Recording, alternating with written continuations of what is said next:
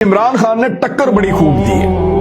यानी वो अकेला निजाम से लड़ा है, माफिया से लड़ा है, मीडिया से लड़ा है, बदतरीन प्रोपेगेंडा का उसने मुकाबला किया है। 70 साल से मुल्क पर काबिज एस्टेब्लिशमेंट से वो भिड़ गया है। उस पर बदतरीन हमले हुए, किरदार पर, खानदान पर, उसकी निजी जिंदगी पर हमले किए गए, हत्ता कि उसके ऊपर जानलेवा हमला तक किया गया। किसी भी वजीर आजम पर इतने मुकदमे दर्ज नहीं हुए जितने मुकदमे इमरान खान पर चंद महीनों के अंदर दर्ज हो गए हैं, तन्हा आदमी के ऊपर।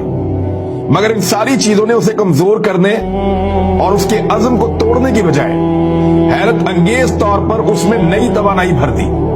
उसके लोगों से बार बार कहा गया कि वो अकेला ही तो है और उस पर रेड लाइन लग चुकी है, मगर जवाब में उसके लोगों ने कहा कि वो अब खुद हमारी रेड लाइन है।